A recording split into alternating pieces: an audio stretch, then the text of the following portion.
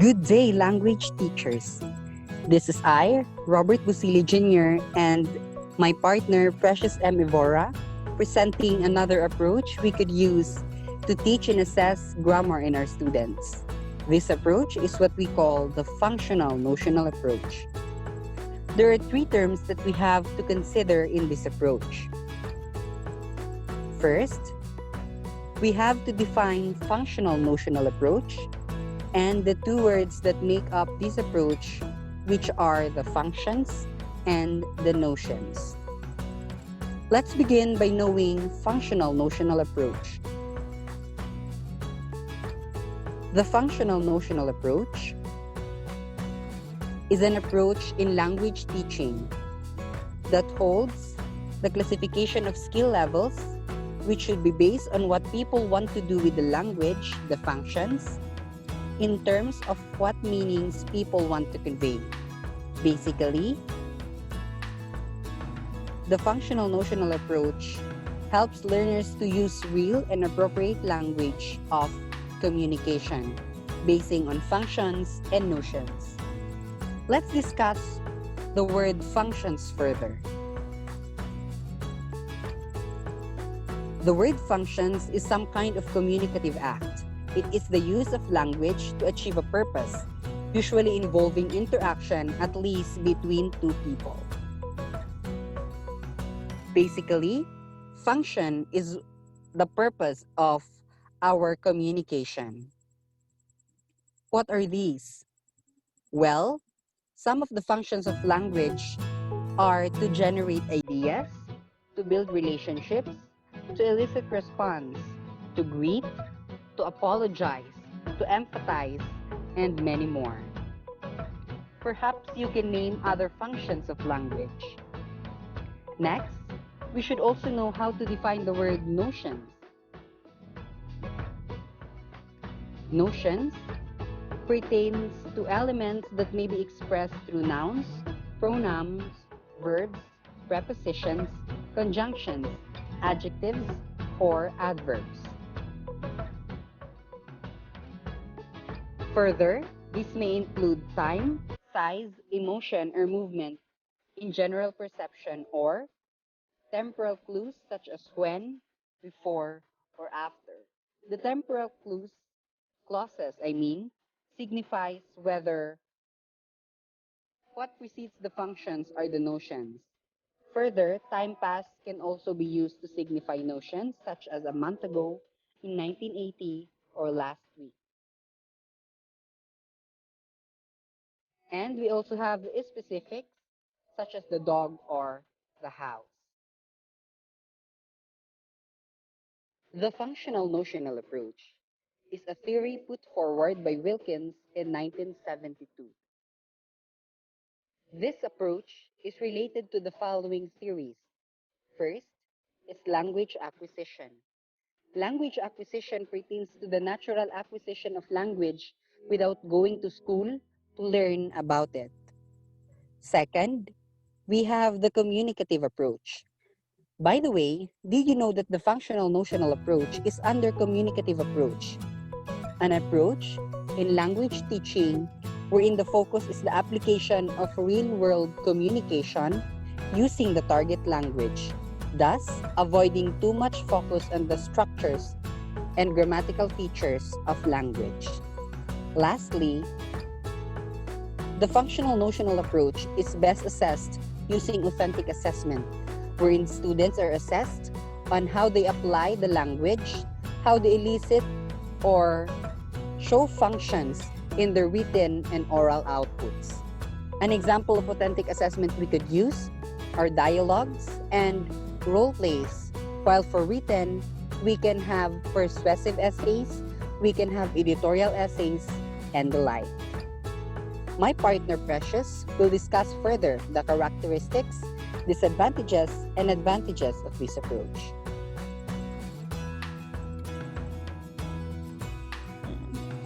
Thank you, Robert, for that information.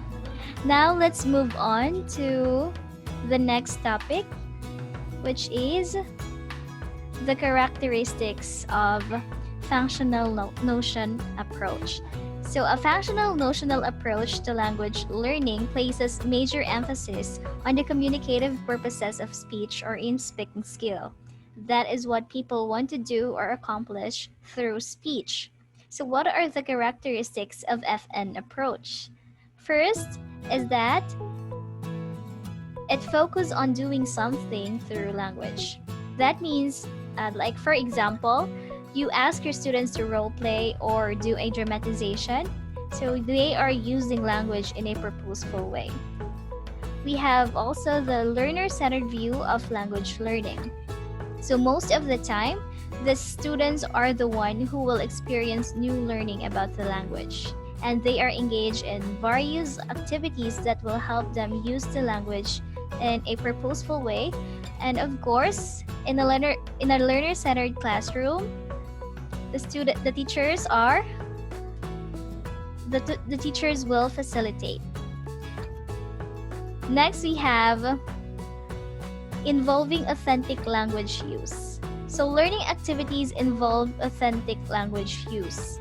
What is authentic language? It is the communication of real messages as opposed to artificial practices and drills. In addition, language is acquired by communicating in meaningful ways using language and context. Next, we have testing focused on ability to use language to react and operate on the environment, or authentic assessment. So, what is authentic assessment? It is a measurement of intellectual accomplishments that are worthwhile, significant, and meaningful, as contrasted to multiple choice standardized tests. Authentic assessment can be devised by the teacher or in collaboration with the student by engaging student voice. So it focuses on what people want to do or accomplish through language. This approach has a goal to help learner use the real language or appropriate language when communicating. Now, what are the advantages of this approach? In a social linguistic perspective, it says that it recognizes the speaker that must have a real purpose for speaking.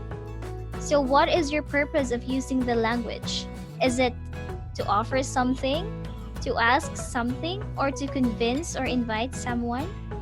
So, whatever it is, you must have something to talk about. You're not using the language without purpose. Next, we have linguistic perspective. Oral and written communication. So, it will help learners at each level acquire a reasonable, basic knowledge of the phonological, grammatical, and the lexical subsystems of the language, as well as the ability to use these in actual communication. And also, we have the educational perspective enables teachers to exploit psycholinguistic, linguistic, and educational principles. The other one is psycholinguistic perspective. So it's are often arranged according to levels and needs. So it must always be responsive and relevant to learners. FN approach what is the student's role in FN approach? Students, it is a student-centered learning. People should value the factors of the learner's intelligence, feeling, age, sex, and interests. It means to encourage students to state their opinions, to talk about their experience, and for whatever they say, even accurately, to be treated with respect by the teacher. Now, the teacher's role. Develop the competence to use the language. Therefore, the teacher's task is to develop the competence to use language, not to let the students know the language knowledge. Next, we have the disadvantages.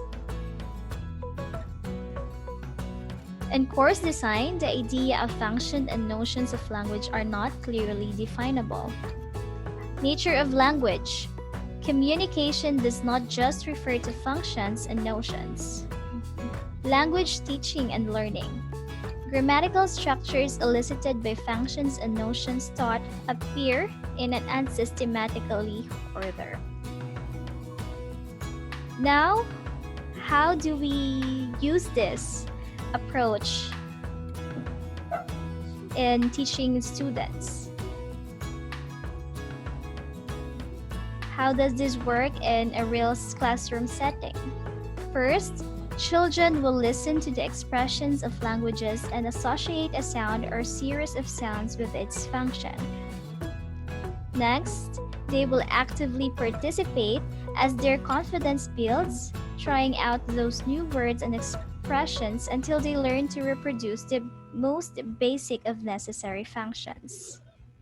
And of course, they add new notions or meaning or ideas as they understand them and find opportunities to use them and apply them in a personal way. So they use catchy, age appropriate, intentionally designed songs, chants, poems, big books, action activities, stories, and more. So this approach is from the Grapeseed functional notional approach method. They suggested this. Let no corrupt communication proceed out of your mouth, but that which is good to the use of edifying, that it may minister grace unto the hearers. As we have said again and again, the purpose of the functional notional approach is purposive communication. Therefore, we communicate with a purpose. And Ephesians 4, verse 29 is reminding us that the purpose of our communication should not be to interact with corrupt communication coming out of our mouth. Rather, we should use our language to communicate that which is good, that which is pleasing to the ears of the persons who will be able to hear our speech. Friends, I encourage you, I challenge you to use communication for the purpose that God has set in the first place.